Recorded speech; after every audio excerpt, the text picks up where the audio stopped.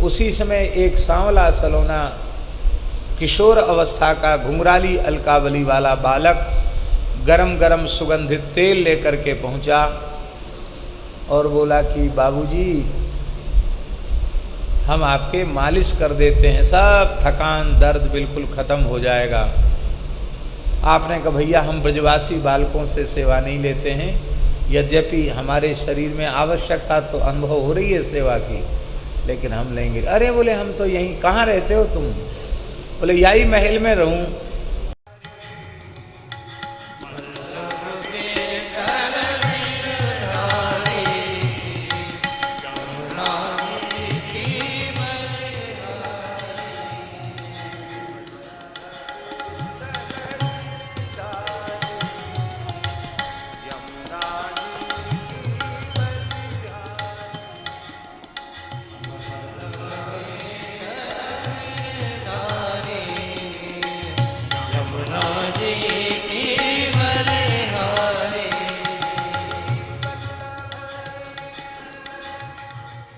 वृंदावन बिहारी लाल की जय।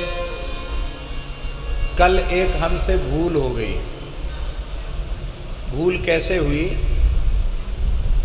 कि आरंभ में जब बैठे तब और प्रातः काल से ही स्मृति रही कि परम रसिक आचार्य चरण श्री स्वामी सरस माधुरी शरण जी का कल प्रादुर्भाव दिवस है, हरियाली अमावास्या।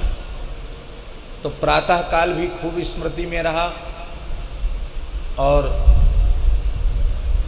सत्संग के आरंभ में भी स्मृति में रहा। ये था कि मध्य में चर्चा करके बधाई गाएंगे, लेकिन कथा के प्रवाह में ऐसे बहे कि फिर भूल हो गई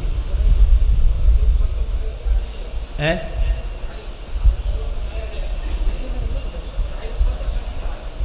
हाँ, तो सरस कुंज का बधाई उत्सव तो चल ही रहा है। तो आज मंगलाचरण पीछे करेंगे।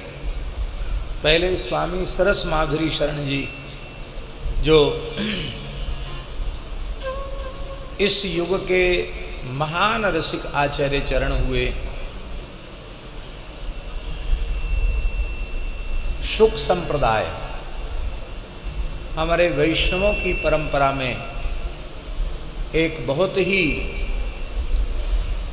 अद्भुत अनुपम यह वैष्णवों की एक परंपरा है। चतुसंप्रदाय तो है ही, पर चतुसंप्रदाय से अतिरिक्त यह पांचवा वैष्णव संप्रदाय है।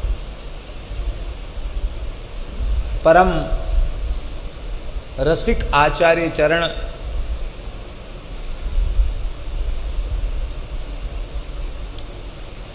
श्री सुखदेव जी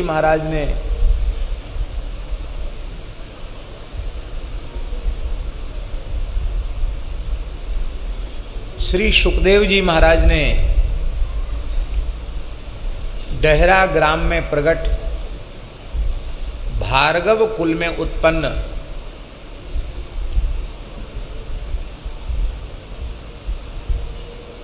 अवतारी बालक श्री रणजीत लाल जी को, जिनका आगे चलकर विरक्त नाम हुआ श्री स्वामी श्याम चरण दास जी महाराज, उनका घर का नाम था श्री रणजीत लाल। उनको अपनी गोद में बिठाकर वात्सल्य किया, उन्हें उपदेश दिया सुखदेव जी महाराज ने, और पेड़े का प्रसाद भी दिया। वे ही आगे चलकर उनकी शुक तीर्थ में, जिसको शुकतार कहते हैं, वहाँ सुखदेव जी ने उनको संकेत पूर्वक बुलाया और श्री सुखदेव जी महाराज ने विधिवत उन्हें पंच संस्कार प्रदान किया। वैष्णव मंत्र अष्टादशाक्षर श्री गोपाल मंत्र प्रदान किया और उन्हें शुक संप्रदाय का आचार्य नियुक्त किया। यह बात लगभग 300 साढ़े 300 वर्ष पुरानी बात है। श्री चरणदास जी महाराज उच्च कोटि के अवतारी महापुरुष हुए और उन्हीं की परंपरा में अनेक सिद्ध संत हुए। श्री चरणदास जी महाराज की वाणी भक्ति सागर जी मोटा ग्रंथ है, बहुत अद्भुत ग्रंथ है। जैसा उसका नाम भक्ति सागर है, ऐसा ही वस्तुतः वह भक्ति सागर ही है, सब कुछ उसमें है। दास को एक बार श्याम चरणदास जी महाराज में उनसे पूछा कि आपका संप्रदाय? बोले हम तो चरण दास हैं, सभी वैष्णवों के चरणों के हम दास हैं। श्री वृंदावन की निकुंज रस की उपासना ही उनकी मुख्य उपासना है। और इस भाव को आगे चलकर जिन पूज्य आचार्य चरण ने प्रतिष्ठापित किया, बहुत आगे बढ़ाया, वे हुए स्वामी श्री सरस माधुरी शरण जी महाराज, जिन्होंने जयपुर में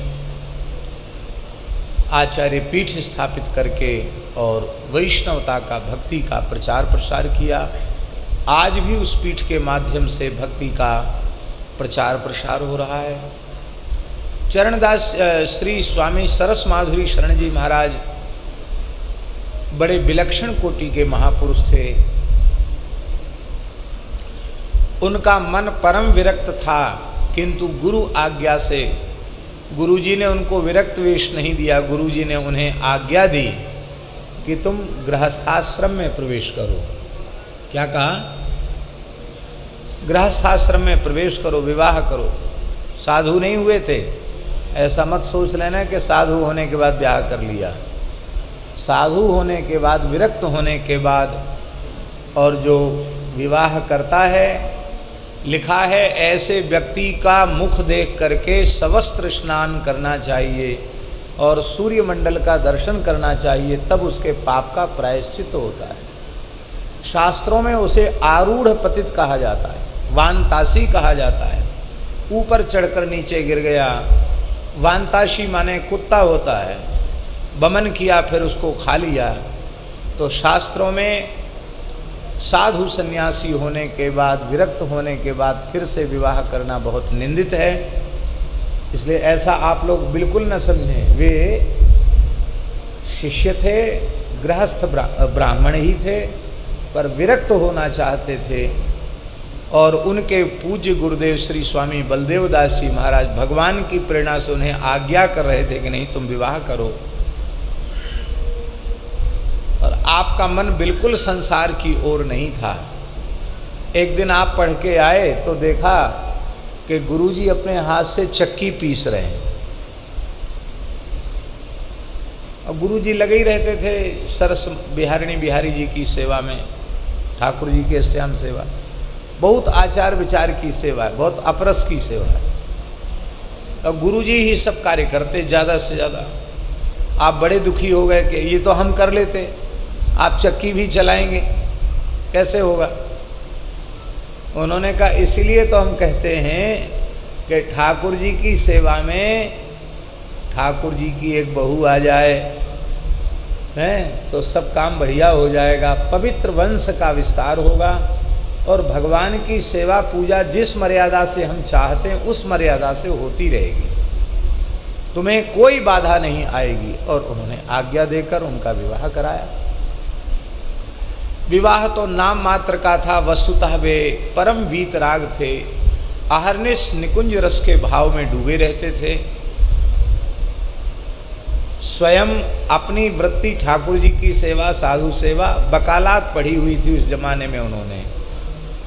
तो अदालत में जाते,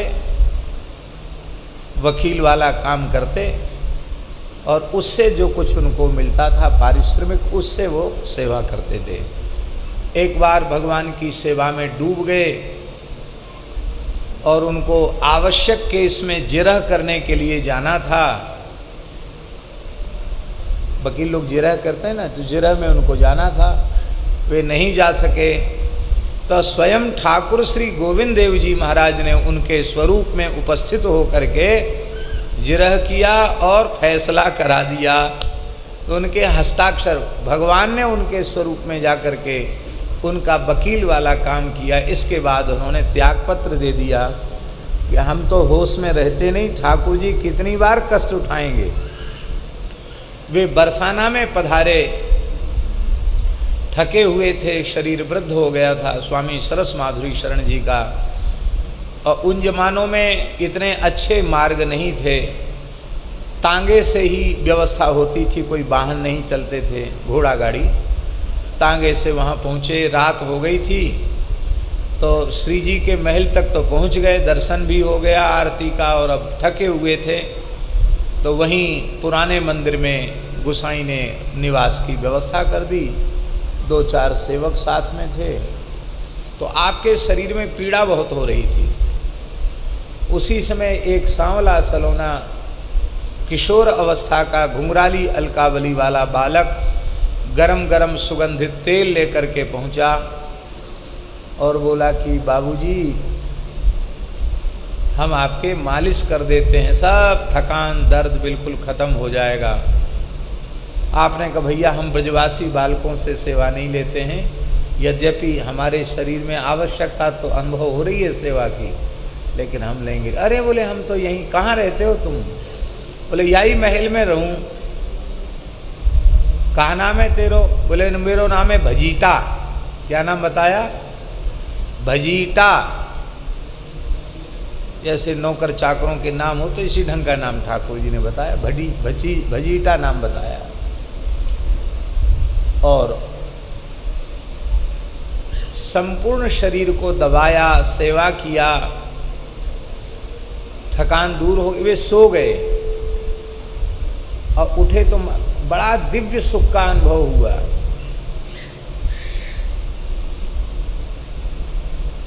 और गोसाई जी ने एक व्यक्ति बाहर, चौकीदार जो था, उसको कह दिया था कि स्वामी जी सो रहे हैं, कोई भीतर जाए नहीं रात को, बढ़िया से विश्राम करने दो। तो वो जो चौकीदार था वो ध्यान दिए हुए था। सवेरे आपने कहा कि वो बालक कहाँ गया? भजीटा। बोले यहाँ तो कोई बालक नहीं, यहाँ तो चिड़ियाऊ नहीं है, ना आई बाबा। गोसाई जी से पूछा तो गोसाई जी रोने लगे।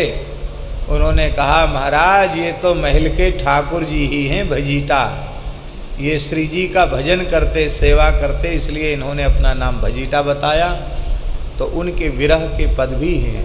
कितने पद लिखे स्वामी सरस माधुरी शरण जी ने कि हमारे कुंज बिहारी भैया जी सामने बैठे हैं।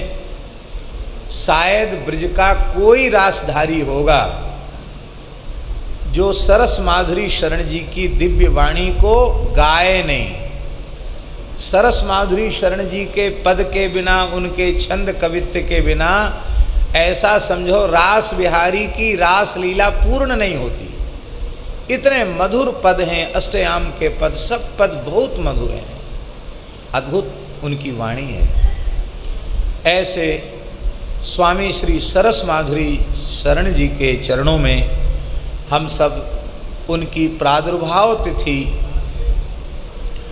हरियाली अमावस्या के पावन पर्व पर हम प्रणाम करते हैं।